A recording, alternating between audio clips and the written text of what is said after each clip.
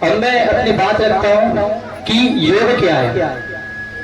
तो अक्सर प्रायः जब भी योग या फिर योगा का नाम आता है तो लोगों को लगता है 100 में से 60% लोग योग मतलब यही समझते हैं कि आसन, प्राणायाम, सूर्य नमस्कार, या तो फिर जो रामदेव बाबा जी जो टीवी पे चलाते हैं, अधिकतर लोगों को यही लगता है कि योग अर्थात आसन, प्राणायाम, सूर्य नमस्कार। लेकिन योग सिर्फ यहीं तक सीमित नहीं है।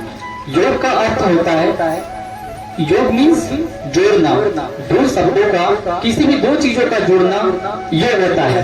ऐसे अनेक ग्रंथों में महर्षियों ने अलग अलग, हमारे धर्म ग्रंथों में योग की अलग अलग परिभाषा बता गई है। जैसे महर्षि पतंजलि ने कहा गया है, योग चित्तवृत्ति निरोधा, yoga is the cessation of to calm down the mind. ऐसी भगवत गीता में कहा गया है, योगा भवति दुःखः, yoga is destroy pain says Bhagavad Gita, योग कर्मसु कौशलम।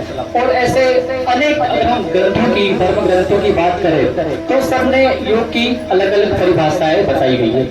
लेकिन हम एकदम डीप में बात करें तो योग का अर्थ होता है आत्मा का परमात्मा से मिलन, या फिर आपके लाइफ में कोई आप काम कर रहे हैं, आपका कोई गोल हो, उसके प्रति आपका तादाद, आप कितने अच्छे से उससे जुड़ पा रहे हैं, ये योग का मतलब होता है। और योग, आप यहाँ पर विद्यार्थी लोग हैं, हमें आगे चल के ऐसी शिक्षा लेना चाहिए जो हमें जीवन जीना सिखाए। हमें स्वयं जाने हु एम आई, मैं कौन हूँ, जो हमें ऐसी शिक्षा आगे चल के प्राप्त करनी चाहिए जो हमें स्वयं के बारे में बताए कि मैं कौन हूँ। तो हमें ऐसी शिक्षा योग देता है। तो और दूसरी बात मैं ये बताना चाहूंगा कि जो नई एजुकेशन, जो नई शिक्षा प्रणाली है, उसमें भी योग को शामिल कर दिया गया है। तो आप आगे चलकर योग में भी अपना भविष्य बना सकते हैं, उसमें भी काफी योग में भविष्य है। और योग सिर्फ यहीं तक सीमित नहीं है, योग हमें आत्मा से परमात्मा के मिलन में, क्योंकि हमारा मनुष्य जीवन का अल्टीमेट गोल यही है कि हम भगवान की प्राप्ति करें, भगवान को जाने, और भगवान को जानने में योग हमारी मदद करता है। ऐसे ही अनेक प्रकार के योग बताए गए, जैसे कि कर्म योग, भक्ति योग, ज्ञान योग, राजयोग, सांख्य योग, अष्टांग योग।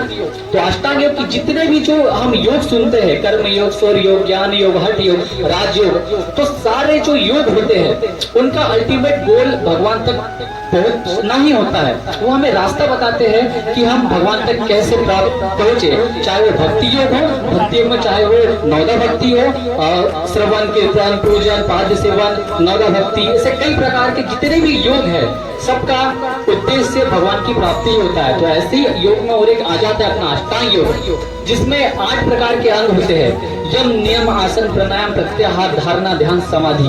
अगर और भी मैं अगर डीप में बात करूंगा तो काफी समय हो जाएगा, इसलिए मैं संक्षेप में बता रहा हूँ। ऐसे यम में भी और 5 प्रकार के होते हैं, अहिंसा, सत्य, अस्त्य, ब्रह्मचर्य, परिग्रह, यम। अर्थात यम मतलब सेल्फ डिसिप्लिन, अहिंसा मतलब अहिंसा का पालन नहीं करना, हमें सत्य, हमेशा सत्य बोलना, अस्त्य मतलब चोरी नहीं करना। जब हम इन एक एक करके जब हम अष्टांग योग को फॉलो करते हैं तो हम भगवान तक आराम से पहुंच सकते हैं। ये हो गया योग। और ऐसे ही योग के बाद अगर मैं प्राकृतिक चिकित्सा की बात करूं, जिसे इंग्लिश में नेचुरोपैथी कहते हैं, तो जैसे आपने अनेक शिक्षा प्रणाली के बारे में सुना होगा, जैसे होम्योपैथ, एलोपैथ, आयुर्वेद, यूनानी, सिद्धा। तो ऐसे ही एक चिकित्सा पद्धति होती है जिसे कहते हैं प्राकृतिक चिकित्सा। प्राकृतिक चिकित्सा अर्थात हमारे प्रकृति के पंचतत्व से हम इसमें ट्रीटमेंट करते हैं। प्राकृतिक चिकित्सा सिर्फ हमें सिर्फ फिजिकल तौर पे नहीं, बल्कि फिजिकल, सोशली, स्पिरिचुअली, मेंटली, मतलब हमारे सभी स्तर पर प्राकृतिक चिकित्सा हमें ठीक करती है। जो एलोपैथी पद्धति होती है वो सिर्फ भौतिक तौर पर ठीक करती है। और आपको और एक जानकारी मैं बताना चाहूंगा, एलोपैथी काम कैसे करती है, इस पर जरा थोड़ा ध्यान दीजिए। अगर आपको हेडेक हुआ है तो आप कोई भी पेन किलर या फिर मेडिसिन लेते हैं तो जो हमारे पेन रिसेप्टर्स होते हैं उन्हें वो ब्लॉक कर देती है, परमानेंटली क्योर नहीं करती, कुछ देर के लिए वहाँ सप्लाई बंद कर देती है और वो एक बैरियर का काम करती है। तो हमें क्या लगता है कि अब पूरी तरह से ठीक हो गए। जैसे कि ऐसे अनेक बीमारियां हैं, जैसे कि डायबिटीज, तो जब तक आप इंसुलिन लेते रहेंगे तब तक आप ठीक हो गए। ऐसे अनेक बीमारियां है एलोपैथी में जिसका परमानेंटली एकदम क्योर, परमानेंटली ट्रीटमेंट नहीं है।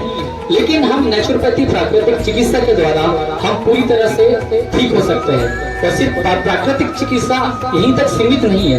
प्राकृतिक चिकित्सा में जैसे हम पंच तत्वों में से जल ले लें तो जल में हाइड्रोथेरेपी में उसमें जल से कई प्रकार की चिकित्साएं कराई जाती है। आपने एक्यूप्रेशर का नाम सुना होगा, एक्यूप्रेशर, एक्यूपंक्चर। हमारे बॉडी में से पर्टिकुलर पॉइंट होते हैं, उन्हें हम जब प्रेस करते हैं तो हम उन्हें प्रेस करके अभी नीडल से पंचर करके हम हमारी बॉडी को ठीक कर सकते हैं। ऐसे यहाँ पर आप अभी कोशिश करिए, आप आए हैं तो आप नंगे पैर घूमिए, क्योंकि ये भी जापान की फेमस पद्धति सुजोक थेरेपी का मानना है कि जो हमारे 5 हैंड्स है और जो हमारे पैर है उसमें ही हमारे पूरे बॉडी की संरचना होती है।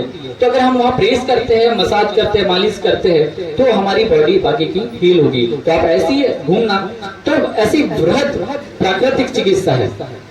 और बाकी फिर स्टूडेंट्स लोगों से मैं ये कहना चाहूंगा कि ठीक है, ये तो मैंने आपको बता दिया योगा के बारे में, आप अपना करियर फ्यूचर योग में आगे बना सकते हैं। लेकिन आपने अगर योग के अलावा भी अगर आपका कोई सब्जेक्ट है तो ऐसा जरूरी नहीं कि आपको योगा का सब्जेक्ट ही लेना है। आप अपनी पढ़ाई के साथ साथ में भी अपने जीवन में योग को फॉलो कर सकते हैं। और जो भी सब्जेक्ट लिया हुआ, क्योंकि स्वामी विवेकानंद जी कहते थे, अवेक, अराइज एंड स्टॉप